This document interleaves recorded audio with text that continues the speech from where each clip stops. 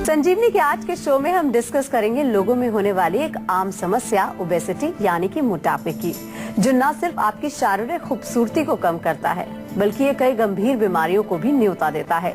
इतना ही नहीं, देखा जाए तो छोटे छोटे बच्चों में होने वाली ओबेसिटी की समस्या पिछले कुछ सालों से ज्यादा देखने को मिल रही है।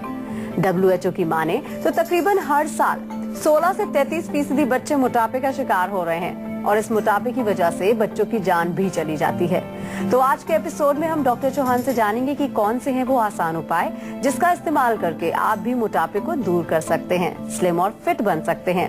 साथ ही आज संजीवनी टिप्स में जानेंगे शहद के आयुर्वेदिक गुणों के बारे में। मोटापा न सिर्फ आपकी सेहत बिगाड़ता है बल्कि आपके लुक को भी खराब कर देता है। ऐसे में डॉक्टर साहब ये बताइए कि कौन कौन सी वजह होती है जिसकी वजह से हमारा मोटापा बढ़ जाता है। देखिए, इसमें जो समझने वाली बात है वो बहुत इम्पोर्टेंट ये है कि मोटापा जो, जैसा आपने कहा कि बच्चों में भी मोटापा और पूरे विश्व भर में एक बड़ी भयंकर एक महामारी की तरह से ये रोग फैल रहा है और भारत में विशेष रूप से बहुत इसके परिणाम जो अच्छे नहीं आने वाले हैं, क्योंकि मोटापा जो है वो अपने आप में एक रोग है और वो अनेक रोगों को वो दावत देता है। तो कारण इसके जो है देखे जाएं तो मेन कारण तो हमारा भोजन ही होता है।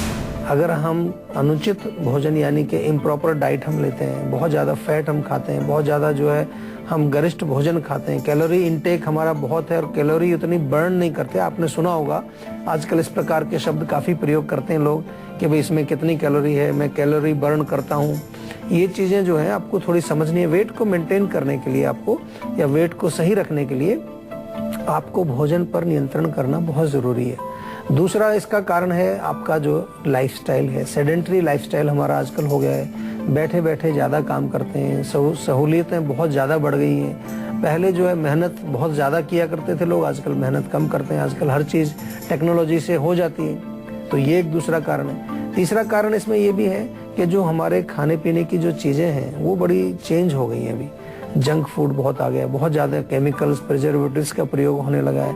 बहुत ज़्यादा जो है डब्बा बंद चीज़ें आपको जो कंटेनर्स में आती हैं और जो कि एक तरह से पैक्ड फूड जो है, कैंड फूड जिसको कहते हैं, वो बहुत ज़्यादा प्रचलन में आ गया है। हर चीज़ आजकल पैकिंग में मिल जाती है आपको। पहले हम फ्रेश चीज़ें ज़्यादा यूज़ किया करते थे, आजकल हम प्रिजर्वेटिव वाली चीज़ें ज़्यादा यूज़ करते हैं। ये एक बहुत बड़ा कारण है। कुछ बीमारियों की वजह से भी मोटापा बढ़ता है लोगों को। आपने देखा होगा कि अगर थायराइड किसी को हो जाए या डायबिटीज़ की प्रॉब्लम हो जाए या कुछ और ब्लॉकेज बॉडी में कहीं हो जाए तो उसमें भी मोटापा बढ़ सकता है। और आयुर्वेद की दृष्टि से अगर हम देखें, इसका मूल कारण जो है वो ये है कि जब हमारा खाना ठीक से नहीं पचता है और जो अपच या इंडाइजेशन जब होता है, उस अनडाइजेस्टेड फूड से जो एक चिकना पदार्थ बनता है, आम जिसको बोलते हैं, वो आम फैट कैरिंग चैनल्स में जाकर के वहाँ पर ब्लॉकेज पैदा करता है और फैट वहाँ डिपॉजिट होना शुरू हो जाता है। इस प्रकार से इसके मूल कारण को समझना बहुत ज़रूरी है, क्योंकि कितने सारे लोग हैं बेचारे, वो क्या क्या कोशिशें कर रहे हैं वज़न कम करने के लिए, लेकिन वज़न कम होता ही नहीं है। और मोस्ट रिसेंटली जो आजकल हम देख रहे हैं एक और नया कारण, वो है मानसिक तनाव या इमोशनल स्ट्रेस। जब आप मानसिक लेवल पर दुखी रहते हैं, इमोशनल लेवल पर आप खुश नहीं हैं, तब भी आपका मेटाबॉलिज्म बिगड़ता है। आप ज़्यादा मिठाई खाने की इच्छा आपकी होती है, मीठी चीज़ें ज़्यादा खाते हैं, जिससे माइंड थोड़ा सा शांत हो जाता है, लेकिन अल्टीमेटली वो पचता नहीं है और पचता नहीं है तो फिर वो मोटापा पैदा करता है। तो अपच होना, चाहे वो सेडेंटरी लाइफस्टाइल की वजह से है, चाहे वो भोजन की वजह से है, चाहे वो माइंड की वजह से, इसको जरा ध्यान में रखना है कि जो भी आप खाएं वो पूर्ण रूप से पच जाना चाहिए।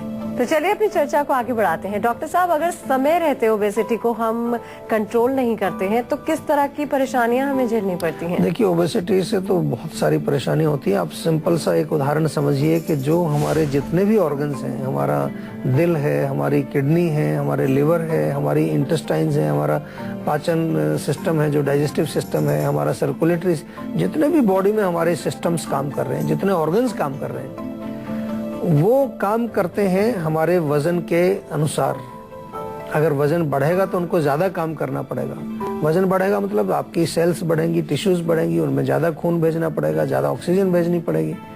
तो उनका जो है, एक तो उनकी काम ज़्यादा बढ़ने से वो जल्दी थक जाएंगे, थकेंगे तो बीमार होंगे। सिंपल सी बात है, बिल्कुल साधारण भाषा में मैं समझा रहा हूँ आपको। मतलब कि आपके बॉडी को ओवर वर्किंग करनी पड़ती है जब आपको मोटापा बढ़ जाता है। दूसरा, जोड़ों के दर्द आपको आ जाते हैं, घुटने आपका वजन नहीं ले पाते, कमर दर्द आपको शुरू हो जाता है। ये बड़ी कॉमन सी प्रॉब्लम है। इसके अलावा डायबिटीज आपको आ जाती है, हाई ब्लड प्रेशर आपको हो जाएगा, कोलेस्ट्रॉल आपका बढ़ जाएगा, जिसके कारण के आपको हार्ट अटैक आ सकता है, आपको स्ट्रोक आ सकता है, ब्रेन का स्ट्रोक आ सकता है, या फिर जो है आपको बॉडी में चलने फिरने में आपको तकलीफ रहेगी। कई लोगों को मोटापा इतना होता है कि 5 कदम चले तो सांस फूलने लगता है उनका, तो सांस की तकलीफ आपको हो जाएगी, अस्थमा टाइप का आपको प्रॉब्लम हो जाएगा।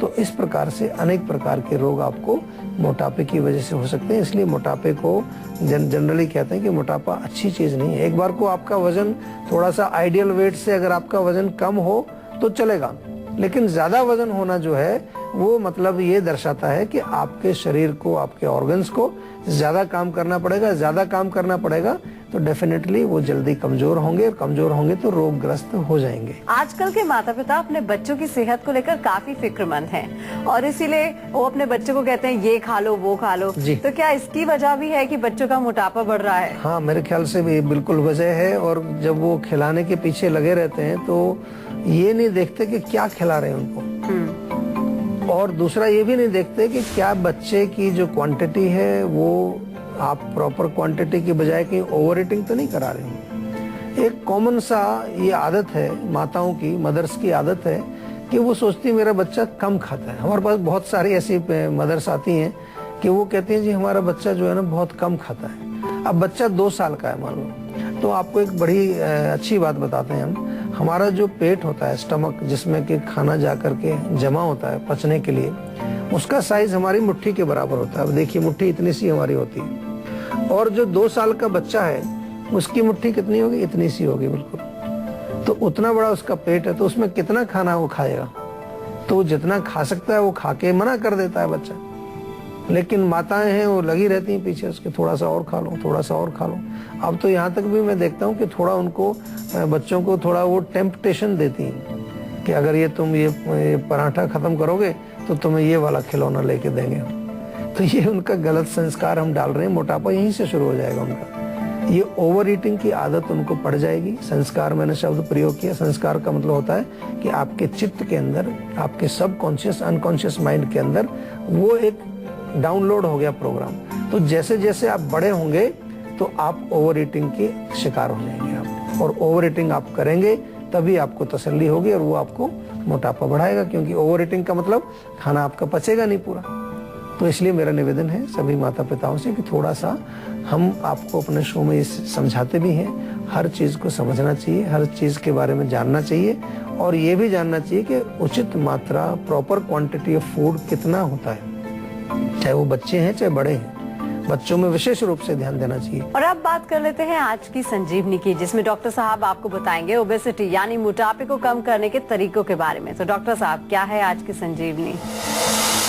देखिए, सबसे पहले तो ये मैं आपको बता दूं कि कोई ऐसी जादू की पुड़िया नहीं है कि उसको लेने से मोटापा कम हो जाएगा। अगर आपको मोटापा है तो आपको देखना है कि क्या वजह हो सकती है। आप तो, हमने वजहों का जिक्र किया था, मेंटल टेंशन भी हो सकती है, इमोशनल स्ट्रेस भी हो सकता है, तो उस वजह को हमें निकालना जरूरी है। दूसरी चीज, कुछ अच्छे नुस्खे हैं जिनका प्रयोग आप कर सकते हो, जैसे कि सौंठ, काली मिर्च और पिपली, तीनों चीजों को बराबर बराबर मात्रा में लेके चूर्ण बना लीजिए, और इस चूर्ण में से 1-1 चम्मच आप सुबह शाम, सुबह नाश्ते के बाद, रात को डिनर के बाद गुनगुने पानी से आप सेवन करें तो आपका वजन कम होगा। सुबह जब आप सो के उठते हैं, आधा लीटर पानी लें, उसमें 1 नींबू निचोड़ें, आधा नींबू निचोड़ लें, 1-2 चम्मच शहद उसमें मिलाएं, पानी को गुनगुना करके उसके बाद नींबू निचोड़ना है और उसमें शहद मिला लीजिए, और इस पानी को आप सुबह सुबह खाली पेट अगर पिएंगे तो उससे आपको फर्क पड़ेगा। एलोवेरा का जूस आप पी सकते हैं, नियमित रूप से आप एक्सरसाइज कर सकते हैं, और इसके साथ साथ बहुत इम्पोर्टेंट है कि कुछ जो मैंने शुरू में जिक्र किया था, आयुर्वेद की दृष्टि से अगर हम समझने का प्रयास करें तो मेदो वह स्रोतस यानी कि जो हमारे फैट कैरिंग चैनल्स हैं उनको साफ करने के लिए हमें कुछ न कुछ प्रयास करना चाहिए। हमने जीवा में एक फार्मूला तैयार किया है, नाम तो उसका हमने रख दिया है स्लिम टी, क्योंकि थोड़ा नाम अच्छा होना चाहिए। आजकल लोगों को लगे कि भाई अच्छा कोई मॉडर्न नाम है। वास्तव में जड़ी बूटियों का मिक्सचर है, काढ़ा है, बहुत बढ़िया काम करता है, क्योंकि फैट कैरिंग चैनल्स को साफ करता है। स्लिम टी के नाम से हमारे यहाँ उपलब्ध है, उसको आप ले सकते हैं। और एक्सरसाइज नियमित रूप से करना चाहिए, according to your body, according to your constitution, according to your body weight. अगर ज़रूरत है तो हेक्टिक एक्सरसाइज, दौड़ वोड़ लगाइए। अगर ज़रूरत उतनी नहीं है तो आप वॉकिंग करिए, स्ट्रेचिंग करिए, प्राणायाम करिए, योगासन करिए, लेकिन चलना फिरना बहुत ज़रूरी है। और सबसे इम्पोर्टेंट चीज़ है कि भोजन का जो नियम है, खाने के जो नियम बनाए हैं हमारे आयुर्वेद के अंदर, ईटिंग रूल्स जिनको हम कहते हैं, उनको पालन करना बहुत ज़रूरी है। खाना खाते समय आपका मन शांत होना चाहिए, खाना चबा करके खाना चाहिए। खाना खाने से पहले पानी ना पिए, खाना खाने के बाद भी पानी ना पिए, बीच में पी सकते हैं थोड़ा सा। खाने के साथ ठंडा पानी बर्फ वाला कभी भी ना पिए, गुनगुना पानी पिए। दिन भर में थोड़ी सी अदरक, सौंफ और ये जो धनिया, 3 चीजें, अदरक, सौंफ, धनिया, तीनों चीजें पानी में उबाल करके ये दिन में 2-3 बार पिए। या और भी कुछ नहीं मिले आपको तो गुनगुने पानी में थोड़ा सा नींबू निचोड़ करके दिन में 3-4 बार आप पिए। तो इन सब तमाम चीजों से क्या होगा, अंदर आपकी सफाई होगी, फैट जहाँ जहाँ जमा हुआ है वो फैट वहाँ से मूव करके दूसरे हिस्सों में जाएगा, बॉडी आपकी जो है एक शेप में आएगी और एक्स्ट्रा फैट जो है वो आपका नष्ट हो जाएगा। आजकल के बच्चों का स्वभाव बड़ा ही जिद्दी होता है, खाने पीने के मामले में इतनी जिद करते हैं, ये नहीं खाऊंगा, इसका टेस्ट नहीं अच्छा है। तो माता पिता क्या करें और साथ साथ सावधानियां क्या बरतें मोटापे से बचने के लिए? देखिए, सबसे बड़ी चीज है, सिंपल सी चीज है, बच्चों को यदि आपको कुछ खिलाना है, उनको कुछ चीज आपने ऐसी खिलानी जो नहीं खाते हैं, तो सबसे पहले आप देखिए क्या आप खाते हैं उस चीज को। प्रॉब्लम ये होती है ज्यादातर कि हम कुछ खा रहे हैं, बच्चे को कुछ खिलाना चाहते हैं। अगर आप हरी सब्जी खाते हैं तो बच्चा भी खाएगा, आप नहीं खाते हैं तो वो भी नहीं खाएगा, आप फ्रूट खाते हैं तो वो भी खाएगा। एक रोल मॉडल बनना उसका बहुत जरूरी है, नंबर 1 चीज है। बहुत सिंपल सी बात है, मैंने बहुत बारी देखा है, पिताजी टीवी देख रहे हैं, बच्चे को कहेंगे बेटा टीवी मत देखिए। माताजी दिन भर टीवी के सामने बैठी रहती हैं, कहते हैं टीवी नहीं देखना है, तो कैसे नहीं देखेगा वो? आपसे तो सीखते हैं बच्चे।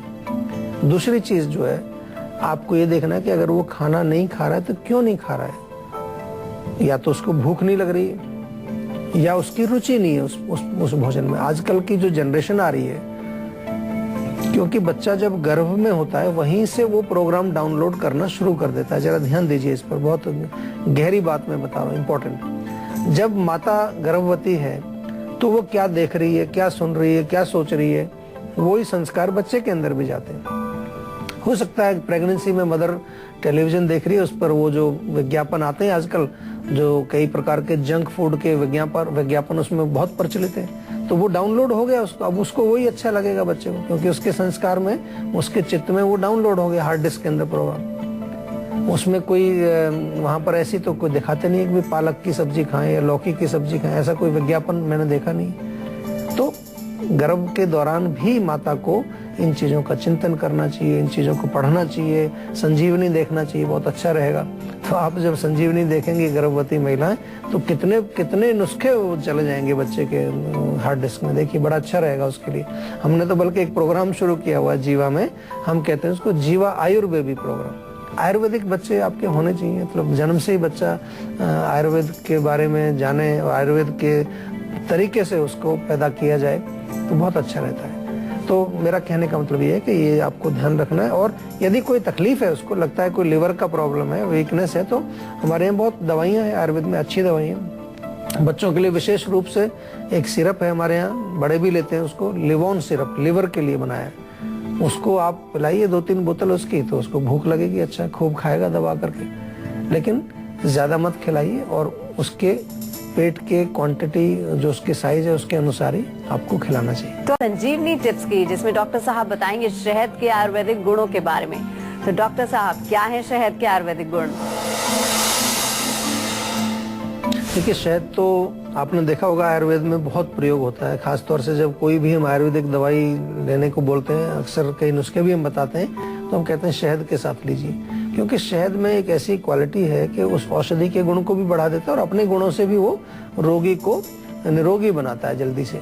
इसमें सबसे अच्छी चीज है कि न्यूट्रिशन बहुत है, पोषण बहुत है, रोगों से लड़ने की शक्ति जो हमारी इम्यूनिटी पावर है वो शहद से बढ़ती है। खास तौर से वो पेशेंट जिनको एलर्जीज रहती हैं, बार बार छींकें आती हैं, गला खराब हो जाता है, कुछ ना कुछ उनको जो है एलर्जिक रिएक्शन बॉडी में होते रहते हैं, वो नियमित रूप से 1-1 चम्मच शहद सुबह शाम सेवन करें। ऐसे डायरेक्टली भी खा सकते हैं, रोटी के टुकड़े के साथ भी खा सकते हैं, दूध में डाल के भी पी सकते हैं, या फिर किसी भी प्रकार से आप शहद का प्रयोग करें तो उससे आपकी एलर्जीज की प्रॉब्लम जो है वो सॉल्व होगी। इम्यूनिटी पावर का तो मैंने जिक्र किया नंबर 1 पर कि इम्यूनिटी पावर भी आपकी बढ़ती है शहद खाने से।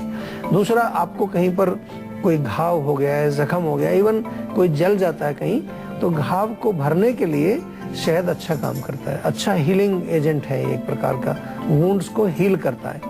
इसके अतिरिक्त जो खांसी जुकाम वाले पेशेंट हैं, जिनको कोई कोल्ड हो गया, कफ हो गया, वो शहद खाएं या गुनगुने पानी में शहद मिला के पिएं, या थोड़ा सा जो है तुलसी के पत्ते, अदरक वगैरह उबाल करके उसमें थोड़ा शहद मिला के पिएं, तो बहुत जल्दी उनको लाभ मिलता है इससे। और इसके अतिरिक्त जो है न्यूट्रिशन की बात करें तो एक तरह से काफ़ी सारा न्यूट्रिशन इसमें होता है। प्री डाइजेस्टेड फूड इसको बोलते हैं, यानी कि ऑलरेडी जब आप मुंह में शहद डालते हैं तो एब्जॉर्ब हो जाता है और आपके ब्लड सर्कुलेशन में मिलके आपके शरीर में अलग अलग जाकर के पोषण देता है। तो शहद में बहुत सारे गुण हैं, इसका प्रयोग करना चाहिए। अगर आपकी मेमोरी कमजोर है तो 5-6 बादाम रात को भिगोइए, सुबह उनको पीस करके शहद में मिला के खा जाइए, तो मेमोरी भी अच्छी हो जाएगी आपकी। बहुत अच्छा। और ऐसे भी शहद खाते हैं तो वो भी मेमोरी के लिए बहुत अच्छा काम करता है।